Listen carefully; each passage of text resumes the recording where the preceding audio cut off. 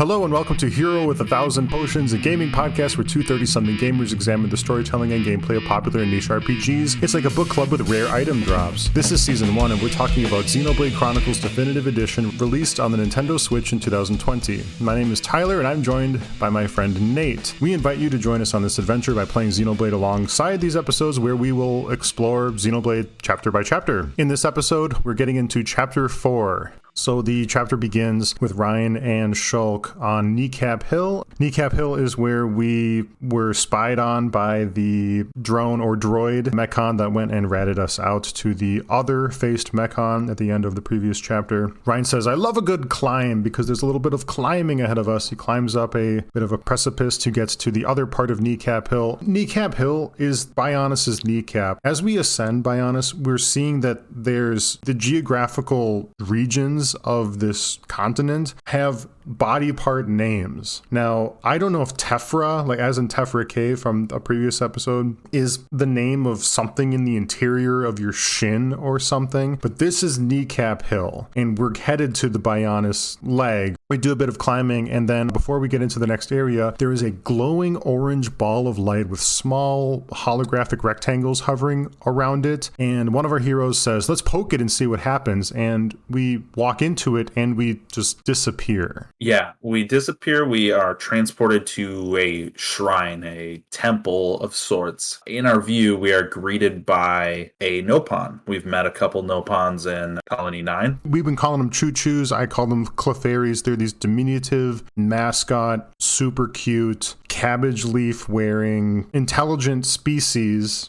that coexists with Homs on Bionis. Yes, and from the looks of things, I had this feeling, the way they highlighted this character central to my vision upon arrival, that I have entered the Choo-Choo-verse. This is a place where Choo-Choo reigns supreme, and the laws of physics and life are dictated by the Choo-Choo ways. Or Nopon, if you prefer that. We meet the Nopon Archsage. And he has some interesting propositions for us. Namely, that if we would like to do battle, and he observes it, we can take on special trials of combat situations at various locations that he teleports us to in order to gain rewards. Now, as I have stated previously, this is our first blind playthrough, so we don't know if this feature existed in the original Xenoblade Chronicles for Wii, but when I looked it up, I'm inclined to say no, because apparently the first instance of this character existing was in Xenoblade Chronicles 2 for Nintendo Switch. Might do a little research on that again. From the limited research I did, I don't see this character existing in the original version. So this is kind of like a DLC edition built into the game,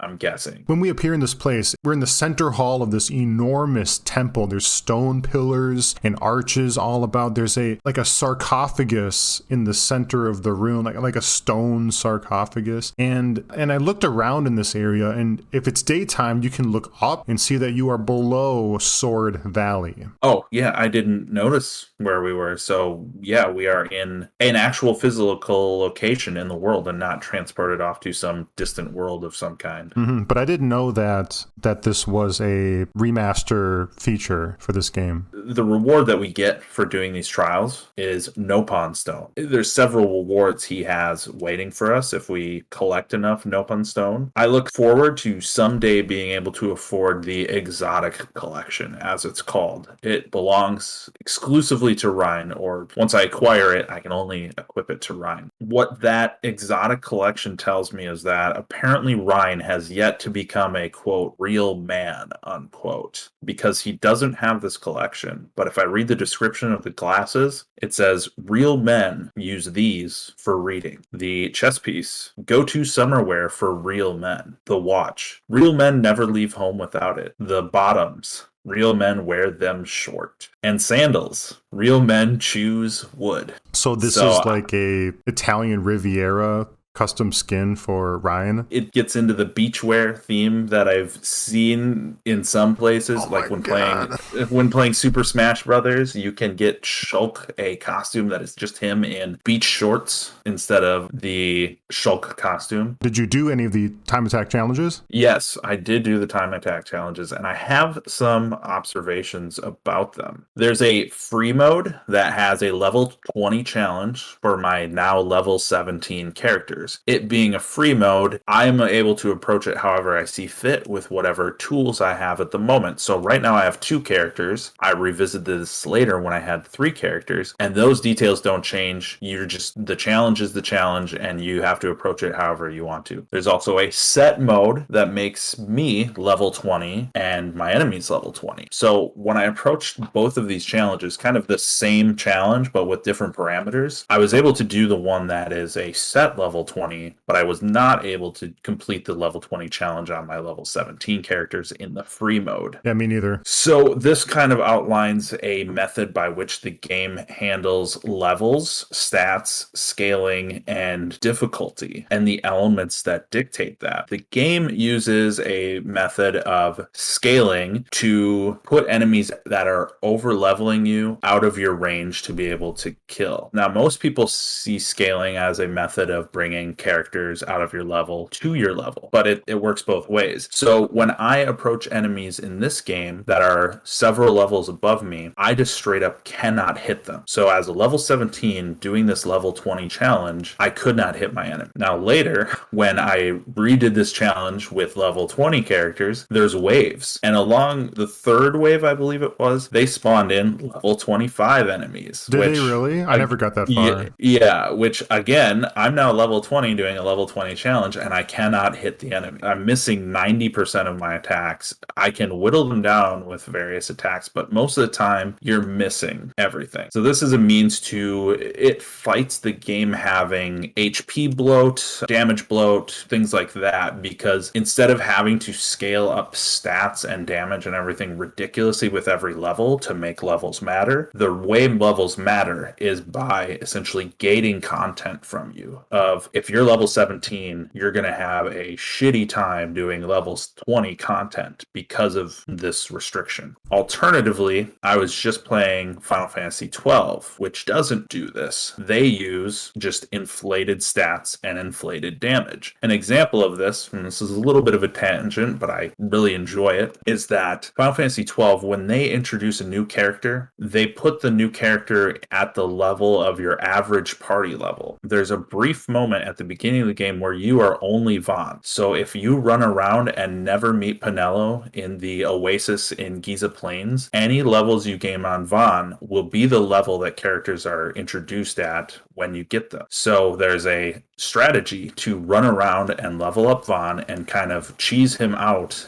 get the best items, hunt for the best items and best gear you possibly can at that point in the game with the areas available to you. And then you go hunt werewolves in Giza Plain. The werewolves are incredibly hard, but you, even if you're 5 levels, 4 levels, or 10 levels below them, you can still hit them. And you can still do minuscule amounts of damage. But if you have this other gear that helps you along, you can eventually kill them and hopefully survive doing one of them. You'll get a huge experience boost. And you can grind those werewolves all the way up to level 45 to 50 if you see fit. Jeez, is that really time efficient though? It's time efficient if you don't ever want to have to level characters later in the game, because every character you get will be introduced to you at level 50, 55, 60 as you're progressing, right? So it's a little bit of a trick.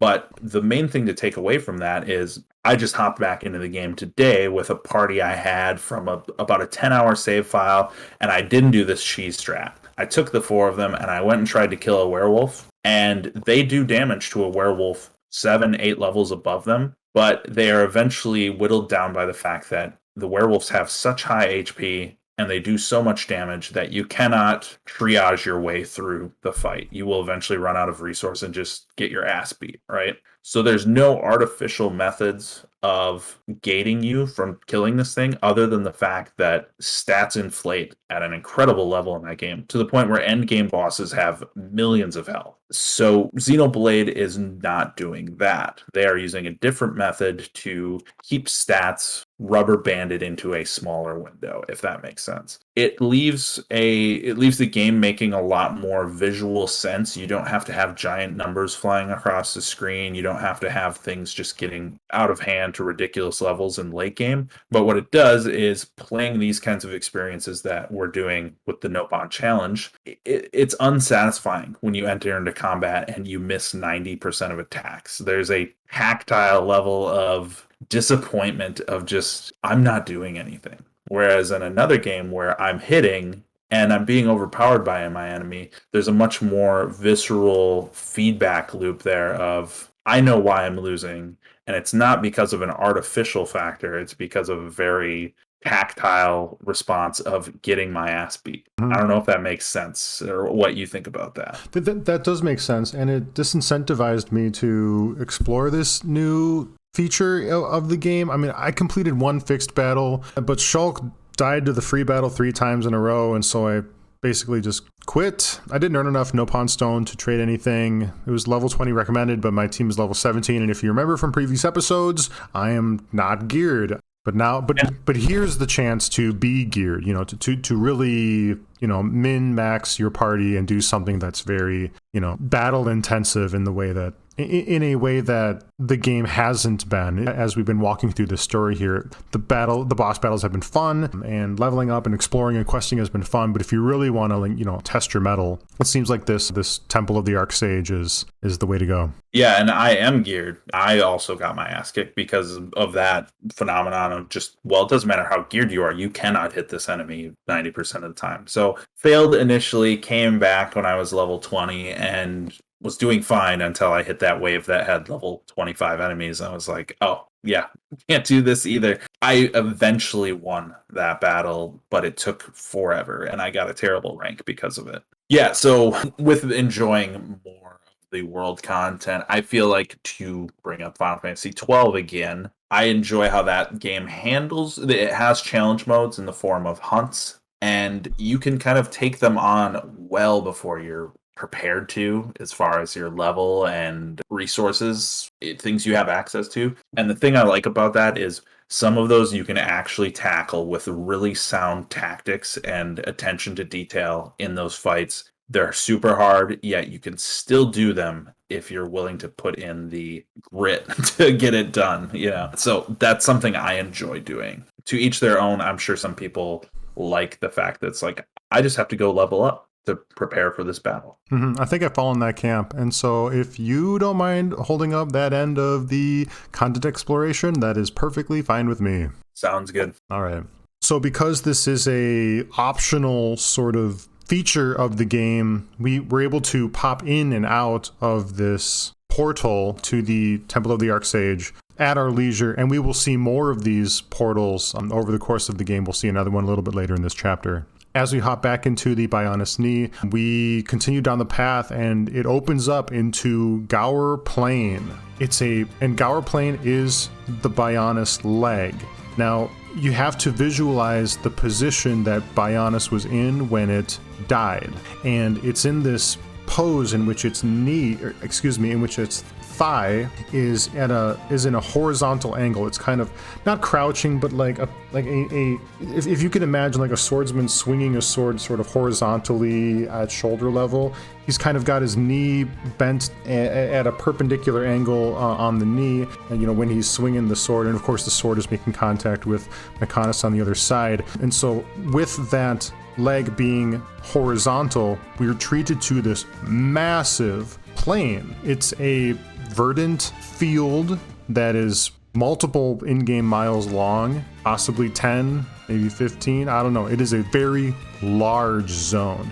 Green grasses, soft rolling hills, and above, enormous partial arches made of rock and draped in vegetation. They're kind of like broken land bridges. And there's very much like what we saw in Colony 9, there are these large red rock cliffs all over. It is a beautiful, wild, exotic landscape. It reminds me of Nagrand from WoW Burning Crusade. It is idyllic, although wild. It is peaceful, although, untamed. It is a really pretty zone. This zone is spectacular.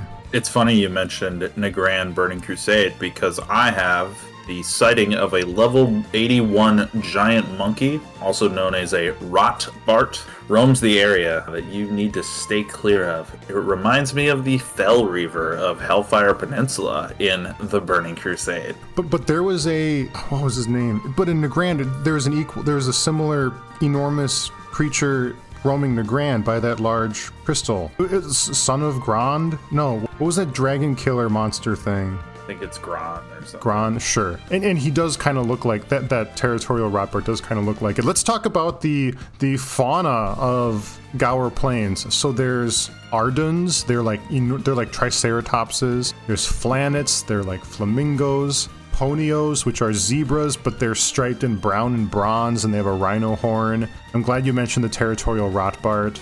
There's Piranaxes, which are like piranhas. They're called leg Piranaxes. Not that they have legs, but that they're from the leg region of this world. And lest we forget, the Turkin tribe are a breed of turkey warriors. They're diminutive. They're small, like Nopons. I think they're as big as turkeys are. They're semi-intelligent, that maybe they're savage, a savage race, a savage tribe, and there's a variety of quests related to slaying certain things about them, and they're distributed throughout Gaur Plain in a couple different areas. And I really like these guys. I liked the bunnets with the fist in their tails and whatever else they managed to grab and hold in it. But these Turkins, they're cool. I can't think of another game in which they've villainized turkeys. We get close in Zelda. There's a desire to hit that chicken, and then the chickens retaliate.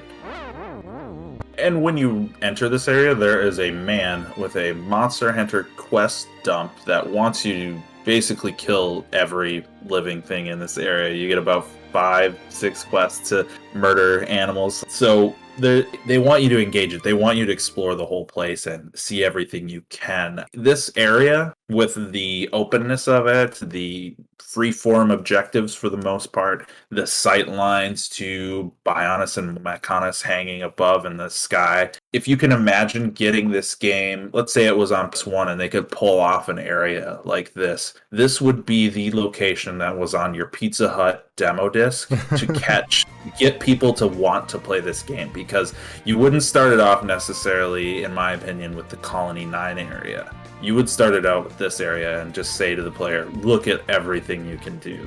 We're getting a little bit ahead of ourselves, because when we turn the corner in this mountain path and Gaur Plains opens to us, we see a bit of smoke in the distance, and Ryan and Shulk speak with one another and they go, "Smoke? A campfire? This seems like a strange place for a campfire. Maybe, let's go check that out." And so we progress towards this smoking area of the map as we're completing these quests along the way. A couple things of note is that I am collecting insanity mints like crazy. I don't know if these mints help cure insanity or they cause insanity, but knowing the history of the Xeno series and people with mental issues, I hope that they cure insanity and that I'm holding on to them for the duration of the game for a moment where I may need them. Oh, sure. If we know anything about Xeno games, we know that insanity isn't simply caused by a mint. There's 150-page text on the backstory of how people arrive at their insane state, and it isn't so easy as picking up a sprig of mint off the ground. Running around, I get visions of me completing quests before I even know I have the quest. So I can pick up an item and then I get a vision. Oh, I'm going to need this for this guy's quest later. It's a really interesting detail because they could just have me pick up the item like every other item. And there's even other quests where people need resources like, I need this flower or I need some boar meat, and you just give it to them as you get the quest. It's interesting that they now are highlighting ability, the naturalness of which he receives his visions. It's not strenuous, it's not under extreme duress, it's not like going Super Saiyan for the first time where you just have to be in this state. He's accessing this pretty free form. It speaks to me about the difference between him utilizing the Monado and Dunban. Dunban always struggled with it from every account that we've seen of him using it. Shulk is a natural. He's now, in everything he's doing, he's got this flow of Monado-inspired abilities. Also, in Garplane, I'm going to make the assumption that the dense grass is not present on the original Wii, because it's pretty gorgeous running around here. The atmosphere and effects and everything they did feels modern to me, and it's surprising that it looks so good on the Wii. Now, I know there's a lot of trickery there and that they're using a lot of more painted effects and simplicity in utilizing vibrant graphics over realistic graphics, but hey, if it works, it works. I prefer games that know their visual style and pull off a very fluid experience over ones that are trying to push the boundary of graphical prowess. Is this the location on the cover of the game box? I believe so. And that kind of leans into my Pizza Hut demo thing of, this area to me is the first time where I could tie this to the identity of the game. This is different than most RPGs or single player RPGs we've played in the past one era, even the PS2 era. For example, Final Fantasy X on the PS2 purported to be more of a open world game because it didn't use world maps. You were exploring areas live, but it was still kind of on rails, right? So this is a leap forward in JRPG tech for the time, I believe. Even playing 12, which came out a little bit before this game, that used these little sequestered off areas. As big as the map was, you were always running into a little dotted gate that would bring you into a separate area as well. I would definitely highlight this area on the box, in the demos, in the promotional materials, every chance I could get. If I was making an ad for it, I would just show Shulk running around this giant open world, spinning the camera around to look at everything, saying something of like, look at that mountain over there. You can go there. This was before Breath of the Wild was a thing by a good 10 years, 8 years or so.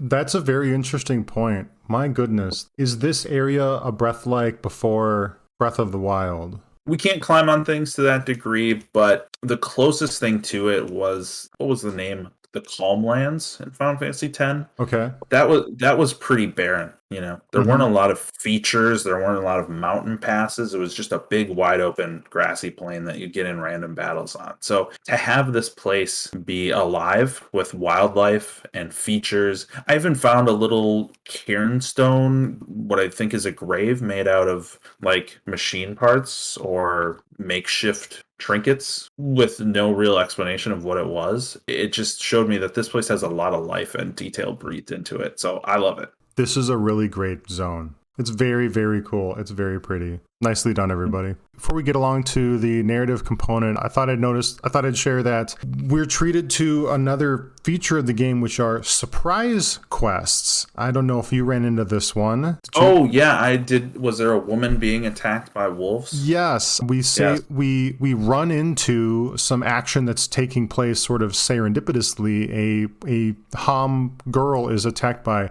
wolves, V-U-L-F-S. Those are, of course, wolves with, I guess, the German V, and spontaneously, treated to a quest. And of course, we save the girl. And so that's a new, neat feature from our quest log. I like that because it encourages you to go beyond the bounds of, I have these quests and I'm just going to go to these areas. Now I'm feeling like I need to discover every area of the map, do a loop, make sure I've seen every little locale just to make sure I'm not missing anything. I like that. My only gripe of grinding out quests and battles out here is that I'm noticing the redundancy of combat dialogue. The one that keeps hitting me, it made me laugh the first few times, and now it's grating on me a little bit, is the Shulk says, "You're really getting into this, Ryan." And his response is, "I'm really feeling it." All right, I'm feeling it. Hearing that a good dozen times, it gets a little grating. The other one is Ryan says something along the lines at the end of a battle like, "Hey, did anyone see that? No one?" And then he sounds all dejected. And I don't know. It's a nice little flavor, but they should have used it a little bit more sparingly. I feel the same. Those interstitial quotes that we get in the middle of battle and at the end of battle we hear them a lot. We really do. Yeah, Brianna and I, my wife, we have a couple known quotes from Final Fantasy 15 that have been repeated ad nauseum after playing 60, 70 hours of that game in her presence. So I always quote Ignis. He always says, "Indeed," at the end of every statement. So I always say it like that to her when I answer her questions, because I know how annoying it is. And then also I quote Noctis saying, "It's bedtime," every time he sets up camp. I say that to my son at bedtime. It's bedtime.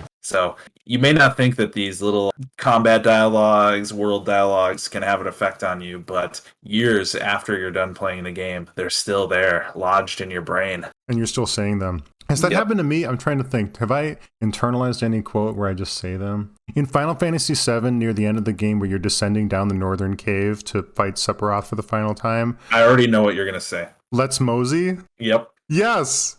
I say let's mosey unironically. Shout out to Tim Rogers' Final Fantasy VII translation series titled Let's Mosey, a slow translation. Is that a book? It is a YouTube series where Tim Rogers, video game expert, plays through Final Fantasy VII in English and Japanese at the same time, and then compares them. He lived in Japan for 10 years and speaks several languages, so he gives commentary on the nuance of episodes of failed translation within the Final Fantasy VII script. Are you trying to tell me that Let's Mosey is an example of failed translation? Yes. And there's several examples of the game having a little bit of the translator's personal nuances reflected into the American script. I guess that's how it goes. I own the Legends of Localization book about Earthbound, and it goes into, because Earthbound is a very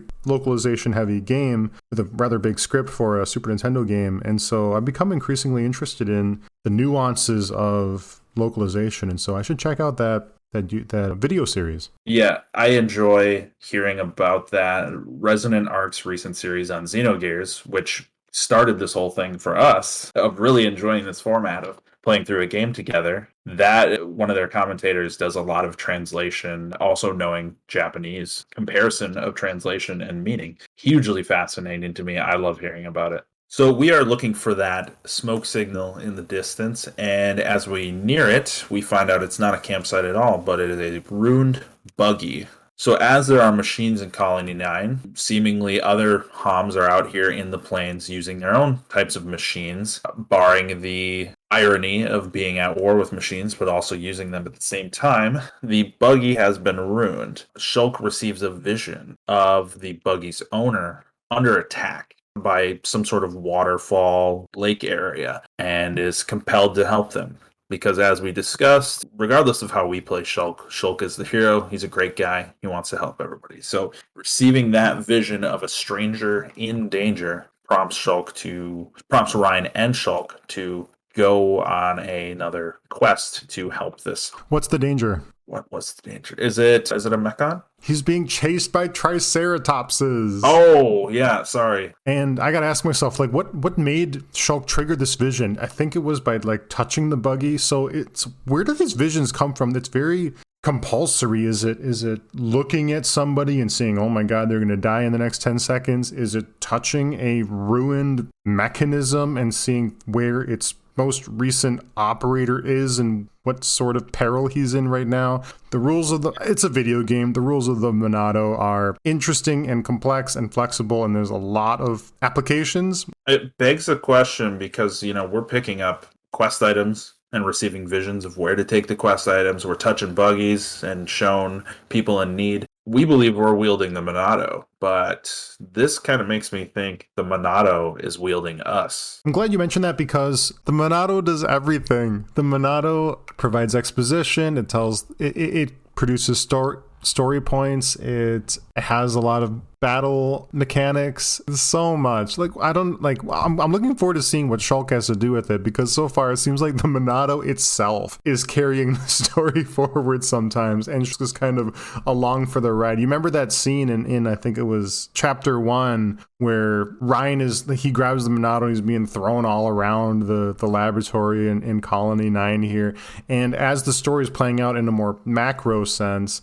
Shulk has a little more command of it, but in some respects he's in the same sort of position. Yeah, it's a narrative tool. It gets into the territory of characters that don't have agency, because we believe we're on this quest for revenge to go hunt down the Mechon. If we were to do that, we would just be marching, we'd hop up on the sword and march over to Mechon land and drop a nuke on them. But a lot of these instances of meeting people, helping people, going where we need to go, it's Monado led. So there's an element of our characters are kind of having their actions dictated to them or being pulled along a string. Now, if it's never explained, or we never get the revelation that the Monado is sentient and guiding our path and our actions and everything, that's going to feel a little unsatisfying. But if there is a story element to all of these things that are happening, the purpose behind it, then, I can see it working out. So we find that body of water, and we find the boy, and we find the Triceratopses. They're Ardens, technically,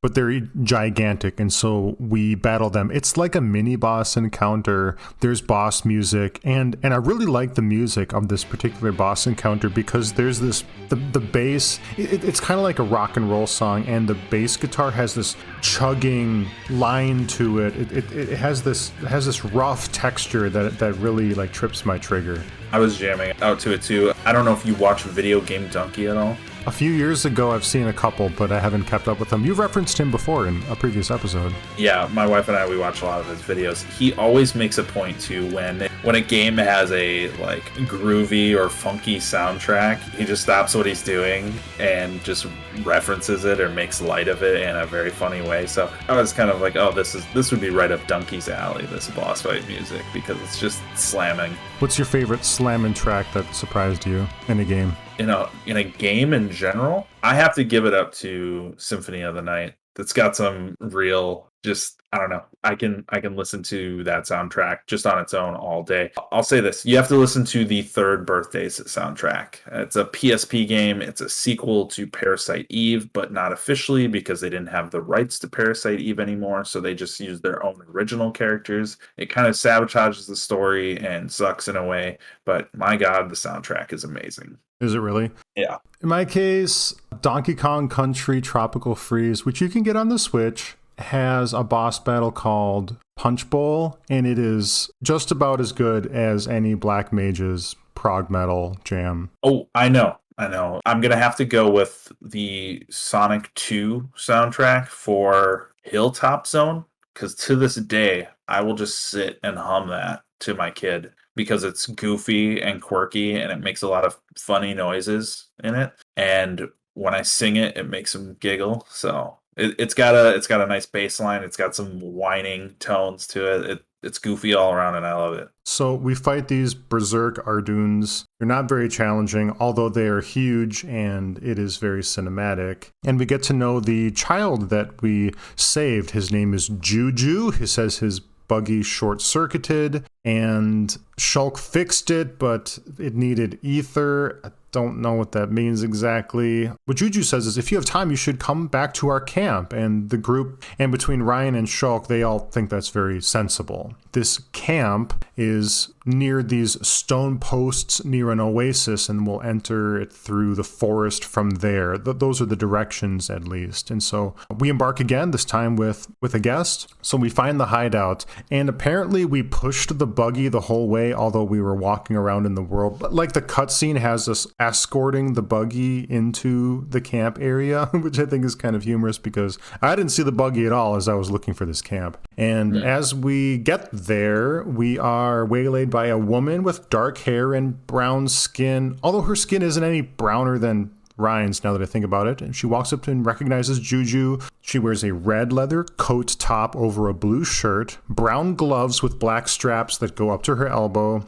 gray utility short shorts, whatever that means, stylish black boots that go halfway up her thigh, and a pair of engineer goggles that are draped over her neck. She marches forward and she says, "Where have you been?" And Shulk suddenly gets this death vision of her. His eyes glow blue like we've seen a couple times before, and we go back to a sepia tone vision. Somewhere out in the plains, we see these telescopic mechanical arms bursting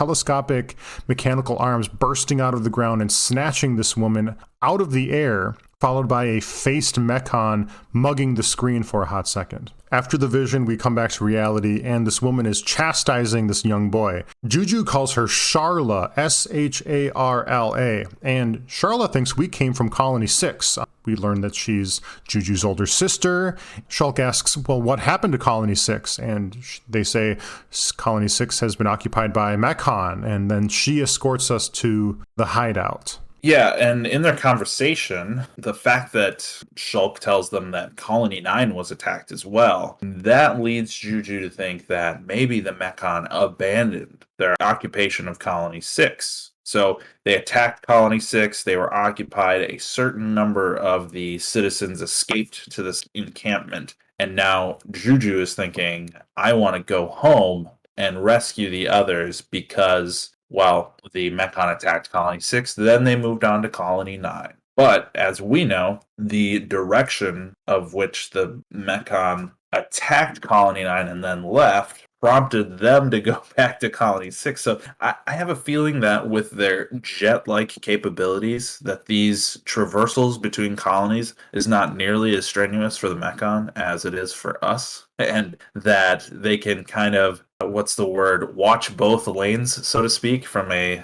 MOBA perspective. They can double soak. Yes, exactly. That's pretty interesting. Yeah, the Mechons seem like they can fly all over Bionis, no problem. But I haven't seen any technology from Bionis that looks like we can do anything even remotely comparable to them. Yeah, Sharla refuses, citing a lack of intel. It's probably still dangerous to go in that direction. She's absolutely right. It makes complete sense what she's saying. A lot of the characters in this game have a optimism or confidence in their ability to affect change that really doesn't make sense to me. So, like, if you told me, hey, Nate, in your neighborhood, there's a wild howitzer tearing through the place, go do something about it, I'm going to tell you, what the hell do you want me to do about it? Whereas the characters of this world say, all right, sounds good, I'll go take care of that. So, I don't know.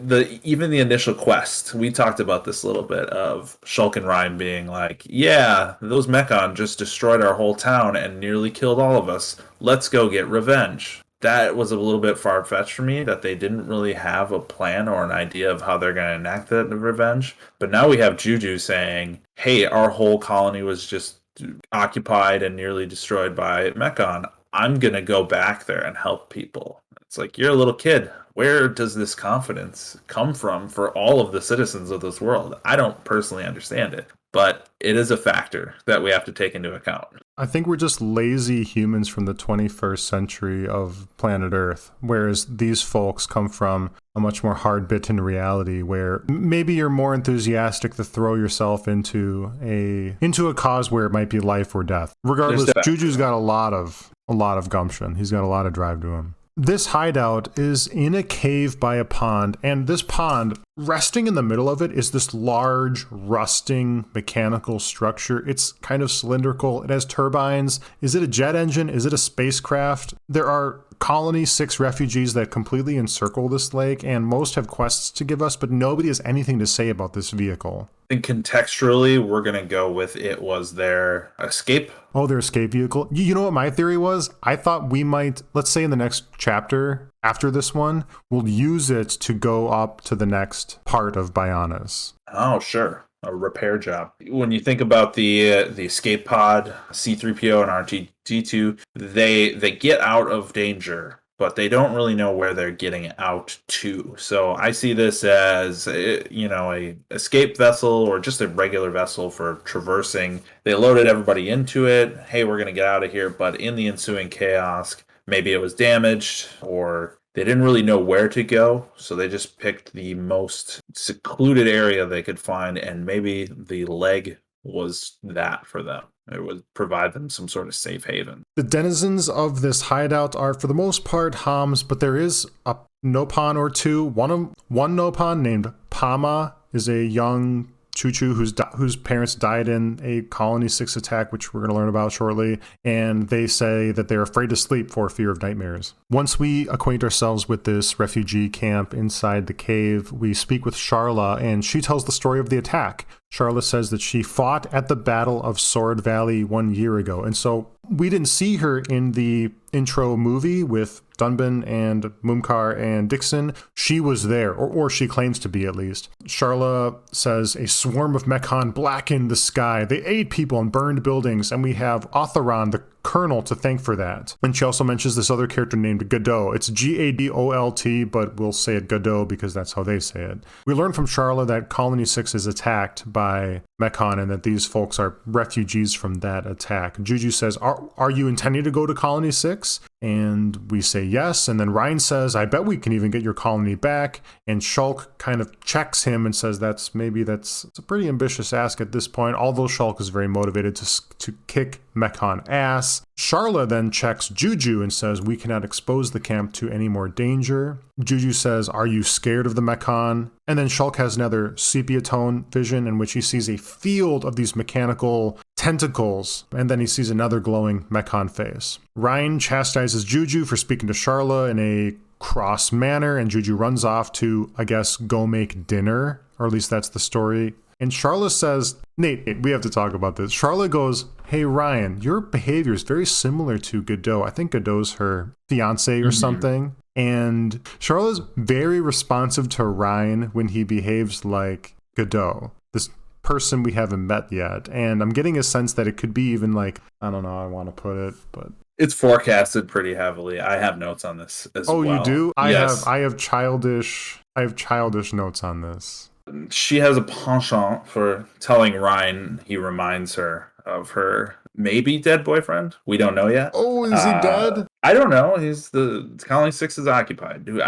There's an air of sacrifice about Godot, right? Mm-hmm. But we don't know if he made the ultimate sacrifice or just a pretty sizable one by remaining behind, because that is what they did. So this camp of people could get out. A number of them stayed behind to offer resistance. We have some affinity locked cutscenes in that cave between Ryan and Sharla that I have not been able to access yet. I've been working on them, getting those hearts up, pressing B in combat to make everybody good friends. Even on their first meeting, Sharla's face, she walks up and talks to Ryan at a uncomfortably close distance from what I remember there in her introductory cutscene. Their dialogue about that connection of her saying, you remind me of him. Ryan even responds to it. A lot of stories, people will say things like that, and to keep it subtle, the other character won't respond. Ryan directly responds to her assertions, and then Sharla will mention something along the lines of, Godot was like a father to Juju. And then Ryan says, I'm not ready to be a dad just yet, or something along those lines. It's like, how did we even make that jump? Like, we're already talking about Ryan being like a father to Juju because of a connection to Sharla. I'm a little lost on how quickly this sprung up between them. And then there's another little detail in combat where Ryan, when you get the party, I don't know if we're jumping ahead, but Sharla joins your party, right? And she's a heel gunner. So it's her job to watch the other characters and fire off heal bullets to them. If you haven't experienced this before, think of Anna from Overwatch. Anna checking in. She's like Anna from Overwatch, which makes me really excited. We talked a little bit about Heroes of the Storm in our side quest series, and Anna's my number one in Heroes of the Storm. And so, yeah, healer sniper, I can get along with that real good. Yeah, so it's her job to be looking at the other party members and keeping them alive, right? During combat, Ryan will ask Sharla, hey, did you see what I just did? And I'm paraphrasing here, but the way she delivers her response is essentially something like, no, I wasn't watching you the whole time. And so to me, the voice acting and the lines, the way they're written and everything, it's pretty on the nose for me. So to the point where if these two don't end up hooking up by the end of the story, I'm going to be really surprised. Spicy. So Juju did not go to make dinner for his family. He fucks off with the buggy to go to Colony 6. Again, it's that confidence taking over. I don't know what Juju's got in that buggy, but I would not be able to say, oh, well, the people with the weapons and the gear and the ability to kill the Mechon, the people that saved me from random animals out in the plains aren't coming with me. I better just go do it myself. That's a pretty big ask for me. It is a big ask. He's armed with a buggy, and I think we see him holding a rifle in another scene a little bit later. But he's going to go liberate Colony 6 by himself. Shulk gets another vision from the future, and he says, a deep valley, everything's engulfed in flames. Juju dies. Ryan explains that Shulk can see the future to Sharla, who's very confused. He does a good job of explaining. He's like, I didn't believe it at first either, but hey, it's been working out pretty good for us. So there's typically these kinds of scenes can be awkward, where there's either you have to spend way too long trying to convince somebody in a world filled with magic that this particular kind of magic exists, or you spend no time at all. I think this gives the appropriate level of Sharla trusts these characters through their mutual trauma, and she's willing to just go along with it. Like, hey, that's pretty crazy, but you know what? You're good guys helping out here. At least in your game, you've been helping out at that point. So, yeah. So Shulk and Ryan set out to save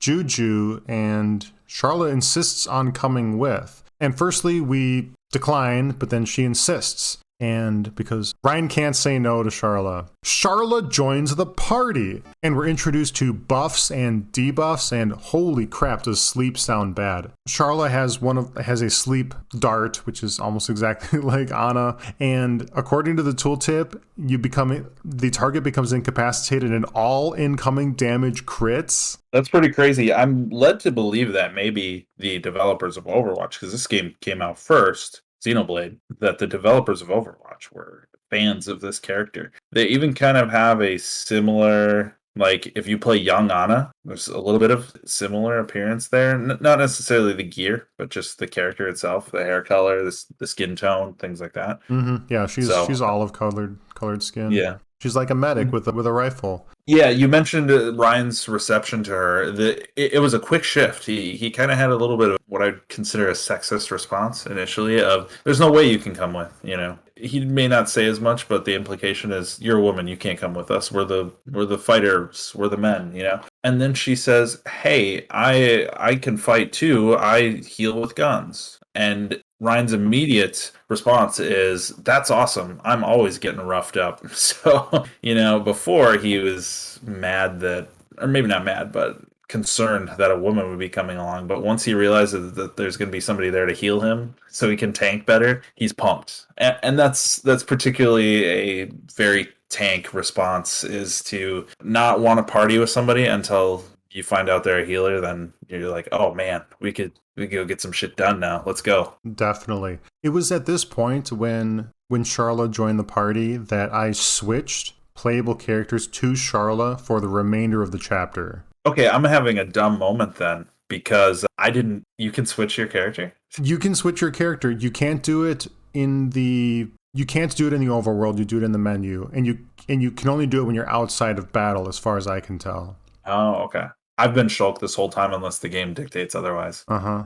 So according to Sharla, I want to say Ana, but it's not Ana. So according to Sharla, Juju and the buggy went off to Rogwell Bridge. It was built at the time Colony 9 was founded, and we should go in that direction. And so we get to experience more of Gaur Plains now. Despite Crisis, my map is filled with side quests. Juju's life hangs in the balance, but I have side quests to do, so yes. That's the way it goes. The Coming Dawn filled the minimap with yet more daytime quests. I don't know if we've mentioned that before. The specificity of certain quests are only available during day, certain quests are only available during night. So that again, as I had completed a batch of quests, that one sent me out again for another round of ignoring Juju's immediate needs. Yes, I did the same as well. Did not race over there. I encountered all kinds of other things and got into all kinds of other trouble. Gaur Plains is a beautiful place, and it's really neat to explore it. Nate, did you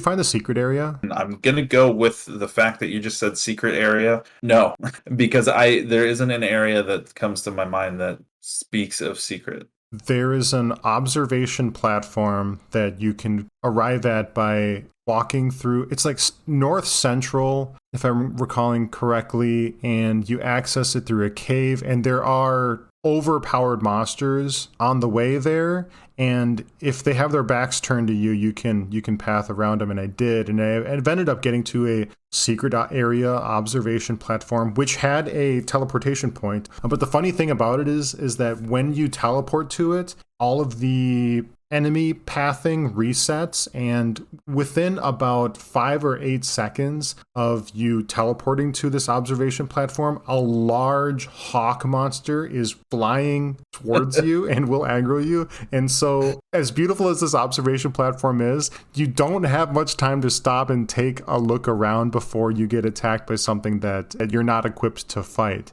That's cool. One thing I noticed is that as I gain this new character and I do all the quests and everything in this area, I'm drowning in gear upgrades and gear drops. I find that my previous chapter's statement of having more than enough gems, where I said, the gem crafting is cool, but I don't really need to do it. There's not a lot of need for gems. I'm getting so much from just doing everything. That statement is now completely false. I do not have enough gems to socket into all of the gear I have for the 3 characters in my party. Before it was Shulk and Ryan, I had maybe 4, 5 gems total between the two of them, or 5 sockets between the two of them. Now every piece of gear has a slot on it, or 2 across 3 characters. So I don't have a gem forge at my disposal at the moment, and I need to get some more gems. There's a large creature we can't fight that's taking up a lot of space in the middle of this valley on our way to Raguel Lake. It's called Mount Torta. It's a giant sea turtle. This turtle is finned, like it's a sea turtle. It has flippers, I'll call it, rather than, terrestrial legs. Where's trunks. the sea?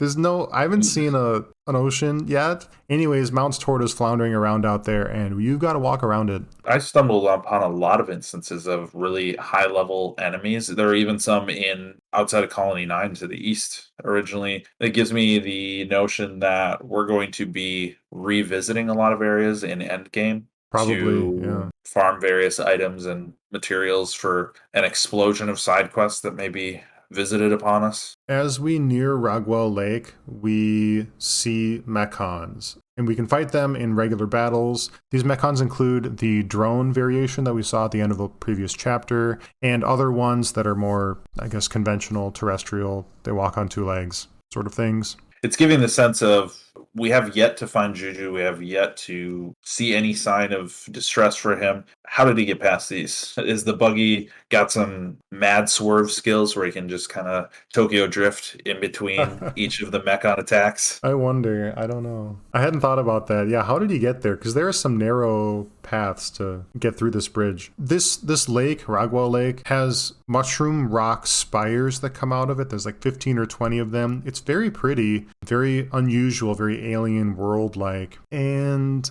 when we get to the bridge that spans the lake, we discover the buggy. Shulk wordlessly scries the future on it like he did earlier, and he sees Juju being seized by these tentacles. Sharla says there's a pass up ahead, and we will search along the road to find Juju. The interesting thing is, upon finding the buggy, Shulk now bears a confidence in his ability to gain visions. He reaches out towards the buggy this time. The first time it was accidental. This time he reaches out, touches the buggy in order to receive a vision. So he realizes the capability he has with this vision power, and he's gaining control over it. So that has a lot of implications for Shulk wielding them out of his power and understanding of it. It's subtle, but I think we'll probably see more of that moving forward. This would be a power that I would maybe abuse if I came to the realization that with concentration and contact, I can scry the truths, the histories or futures of certain items. Now, again, this begs the question, is it only what the Monado sees fit to deliver to him? Could he go around touching everything, and if it's not relevant, the Monado's not going to do shit? Or can Shulk kind of command this? Can he go touch the crashed vessel in the middle of the survivors' camp and find out what exactly happened, how it got there, at his demand? I'm not sure, but it makes me think what I would do if I had this kind of power. I hope so. I hope he has a friend that asks him to go touch his furnace and see what's wrong with it, or can you check on my car? I can't tell if it's the alternator or the battery or what. So with that vision, we see the same vision has played out a few times now. We've got that repetitiousness that we've talked about in the past. The same thing was happening with Rhine in the Tefra cave. We're getting the vision of Sharla being killed several times here. Shulk's asking himself if he's thinking to himself, what ability does he have to change this? He's got that confidence now from the experience in Tefra Cave that they're driven to move forward and prevent this. So with the buggy out of commission that they found, they move on to the next area. Yeah, it's called Spiral Valley. It doesn't look like a valley. It is a depression in the earth that has platforms that come off the ground and are suspended by a double helix formation of rock, kind of like a DNA strand with platforms over it, and we go there. We find Juju and the Mechon who's abducted him.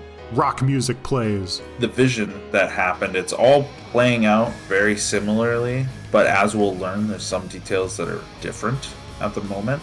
But there is a tangible sense of danger as we see this Mechon assaulting Juju and probably us if we don't do anything about it in the moment. Shulk asks himself if he can change the vision that he's seeing. Another voice says, "Of course you can." A new power awakens within the Monado. To summarize it very simply, it's a speed/evasion power.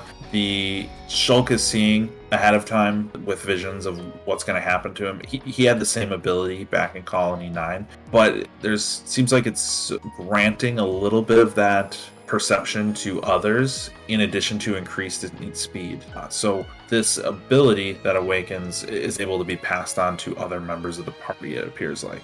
We are attacked by these tentacles, and Sharla is under attack by some of them. She's about to be seized by them, and the Monado flashes blue. As you mentioned, Shulk acknowledges that a new power is awakened. A new kanji appears in the hilt, and Sharla dodges the tentacles, and there's this blue swirl of wind energy around her, like a vortex, but very lightly, not like she's enveloped by a tornado. There's just light spell effects of wind encircling her.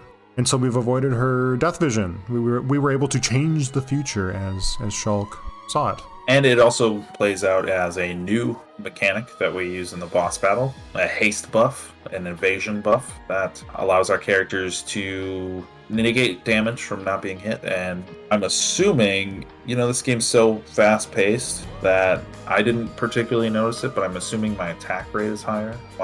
Maybe my ability refresh rate is higher. I'll need to do a little bit of research on the full range of what this new ability does for us. But it is a new ability granted for gameplay reasons as well. It's called Shulk Speed, and we're treated to a boss, like you mentioned. It's called Mechon M71, a jellyfish-like machine with an almond-shaped core with red glowing eyes, supported by 3 tripod-like legs that come out of the top of its head and then down into the ground in an arch. And then it has several mechanical tentacle-like appendages that can tunnel through the ground and burst out of the surface. Each of these tentacles have pincer-like grasping claws at the ends of them, and the tentacles themselves can telescope to a length of at least 150 feet by my estimate.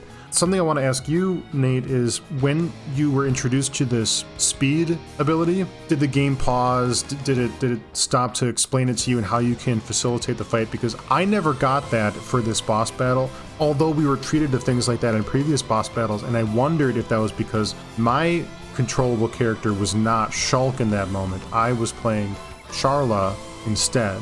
I don't personally remember one, but maybe it's in there. The core of this boss is invulnerable, so we have to destroy some of the legs. Eventually it flees in a cutscene. Ryan spear tackles Sharla in the air to drive her away from the snapping claws, and we kill it. Hold on, do we kill this boss? We kill this boss. We kill this boss. Whether it's in the fight or in a cutscene, this boss dies because the party members that are not Shulk are granted a sense of victory and relief from the fact that this thing is dead. Ryan goes, hey, looks like we changed the future. Shulk, on the other hand, is left feeling uneasy by this vision because this is not the Mechon in his visions. There was a second faced Mechon in this vision that was committing the murders. So killing this one is not resolving the problem. Ryan comments that maybe this receiving these visions and changing the future has like a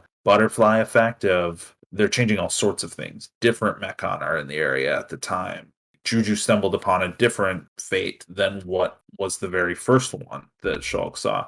But Shulk isn't convinced that that's the case. Something's not right. And soon after, a giant Mechon shows up. It's huge. It's at least as big as, was it Metal Face? It is, right? Yeah. I should know that. I do know this. I just doubt myself because it's so silly. We'll talk about that because we were wrong. We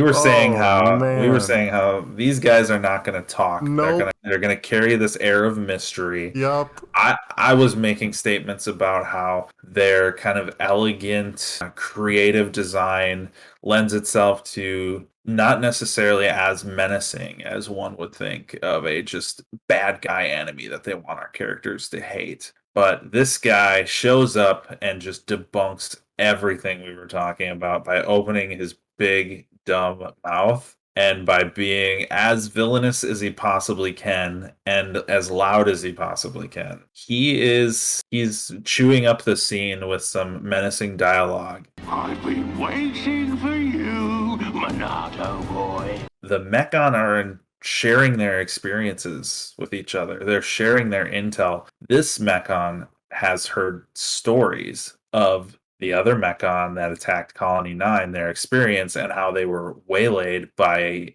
Monado Boy, as they put it to each other. I love it. I'm so happy that my estimation was wrong because the moment is so spectacular. We defeated the boss, but we're still unsettled because this wasn't a faced Mechon. There's something else out here, and soon enough it appears. It comes in out of the sky. It's kind of spherical in shape until it extracts all of its appendages. I've been waiting for you, Monado Boy, and the line is delivered creepily. It's deranged, it's mechanical, it's evil, and it is just so good. I looked at the voice actor, Jonathan Keeble, A+, dude. That was so good. Good. Yeah, it's just like it did everything it needed to do in that scene of these are the bad guys. You know, you feel it with the tone and line delivery and everything about it. A lot of the characters in this game have like an elegant European accent to them. Maybe to Europeans it doesn't sound elegant at all. Maybe it's just our American sensibility. But that said, this guy delivers the menacing attitude that we would need to really hate him. It's also interesting to me that Shulk has a reputation as being feared by Mechon, because, again, I've talked about how if I were a human, a Hom, with this imposing force that attacked my home, I don't know that I would have the confidence or the ability to just walk out into the world and start conflict with them. But to some of these Mechon, as I've been talking, they're on the back foot after this negated attack from them. A follow-up quote that this Mechon has is the way Metal Face scarpered, I guess that means got hurt or cowered. I thought you'd have been this big scary monster, but look, you're just a pathetic little kid. Now this Mechon, I'm pretty sure, is the Mechon that we saw at the end of the previous chapter. Definitely. That's when we started this episode, I said I had a little addendum note there. They are one and the same because I did the review of the footage. I'm like, oh, that is the guy. Another thing that we keep saying, Metal Face. Metal Face is indeed the legal name of Metal Face. It's not a moniker put on him by humans who saw a Mechon with a metal face, because this Mechon calls him Metal Face. That is their in-organization term for him. So that is kind of mind-blowing for me. It's the equivalent of me calling you Skin Man. I don't know. Like your legal name being Skin Man. But also, his name is Mysterious Face. Mysterious Face. So Metal Face got his name by having a metal face. But all the other ones, I'm assuming there's more. Mysterious Face also has a metal face. So he had to go above and beyond and be something more than Metal Face to get a name that wasn't Metal Face too, right? Enigmatic Face. I have a feeling that Mysterious Face has got some irons in the fire or some plots to unravel if he is canon diegetic in-universe name for himself. What? I don't know. So diegetic is the term for it. It's not external to the game. It's not something that we, the players, are like. It's not outside the fourth wall. It is happening inside the game. Yes. Okay. So, yeah. So Mysterious Face and Metal Face, their names are canonized. They are diegetic. They exist within the world itself. That's just mind-blowing to me. That's the biggest revelation of this entire sequence. He looks awesome. If he pulled all of his appendages together, he would take the shape of a ball with a glowing thorax, very much like Metal Face did. He has glowing red rivets and dark cherry metal armor in light green metal hands, and he wields an enormous one-handed hammer whose backside, like the claw part of a hammer, comes to a sharp point. And we engage in a battle with him. He does a leaping smash that knocks the melee heroes to the ground. I wasn't playing a melee hero in this fight. I was Sharla, and so I was attending to debuffing and healing in this fight. How did you handle this fight, Nate? He comes off as kind of a brute character, maybe in comparison to previous. When I fought Metal Face, he was just big, but he was slender. He had claws, right? The claws usually are given to agility-based fighters. So this guy having a big hammer, having a wide, round frame, he comes off as more brutish to me.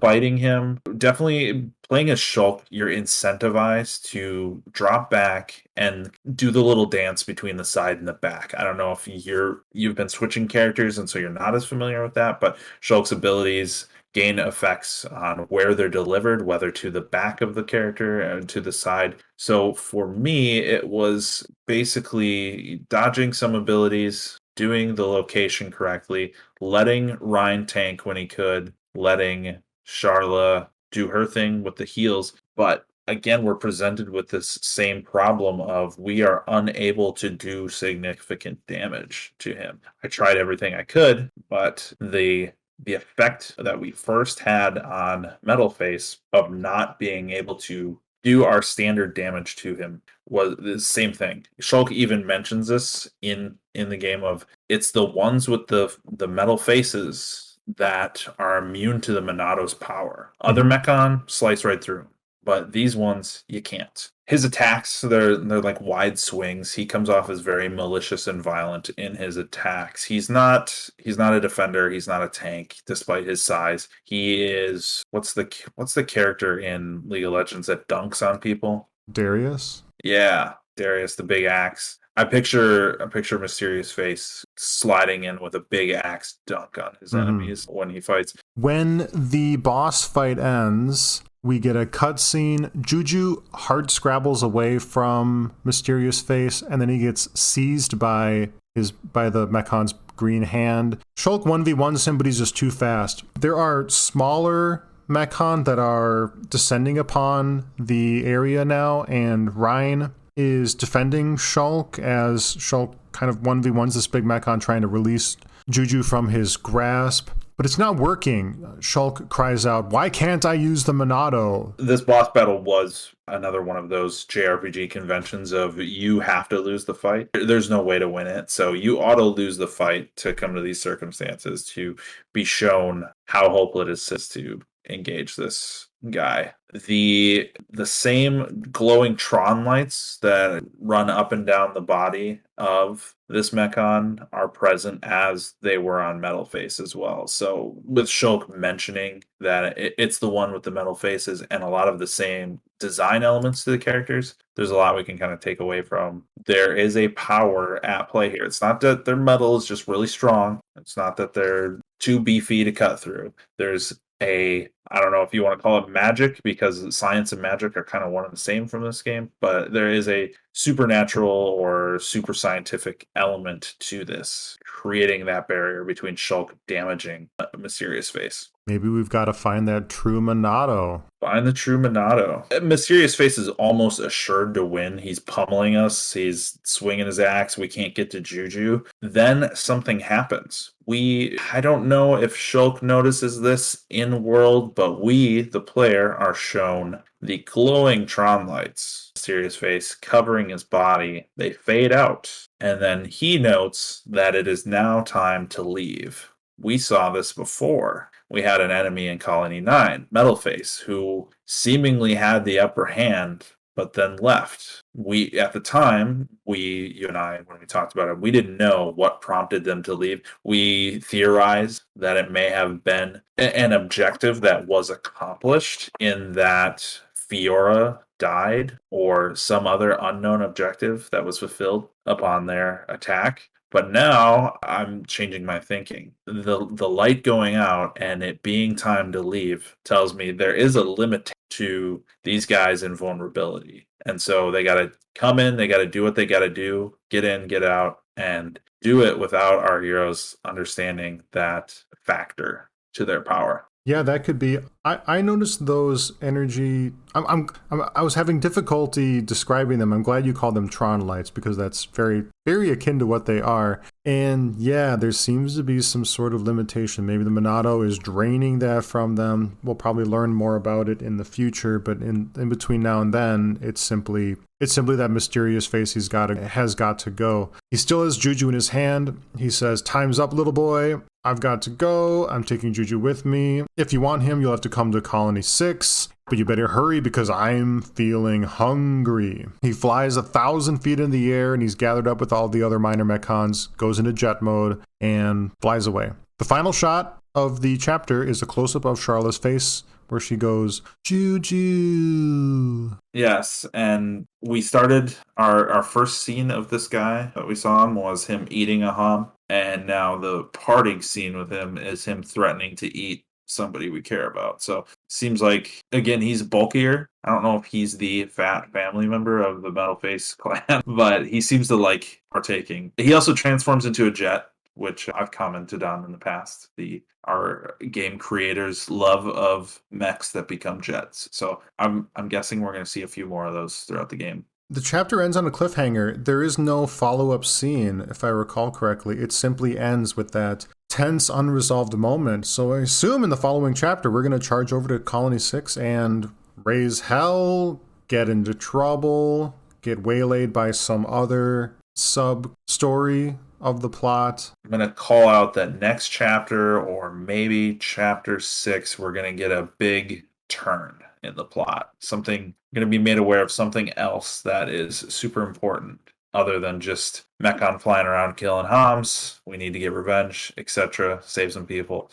That's kind of our first setup to drive us out on our adventure, but I think we're going to quickly encounter something bigger's going on right now. I'm looking forward to meeting Godot, or at least finding out what his fate is. I'm looking forward to meeting Authoron, the captain that was part of the Colony 6 defense. I don't know what Colony 6 looks like. I don't know if it's built over a lake like Colony 9, or if it's built into a cliff, or it's in a forest, or if it's in a sewer. But we'll find out soon enough. I think so, at least. Colony 9 seemed to be built up around these seemingly natural anti-aircraft guns, because you see the local construction of the homes and very human architecture contrasted with something that looks a bit more high technology. And the ether pods that we went to collect were from an era that we didn't understand, etc. So it begs the question, when we get to Colony 6, I wonder what high technology element of Bionis' body that this place was developed around. Some long forgotten function that will be made aware of. You mentioned Godot. I'm not sure. I'm really curious of whether there will be a reunion, if Sharla is going to welcome that reunion, or if she's found a little bit something she's into a little bit more since her last time seeing Godot, her would-be husband. This has been a production of Hero with 1,000 Potions, recorded February 7th, 2022. I think that'll do it, everybody. Thank you. Thanks.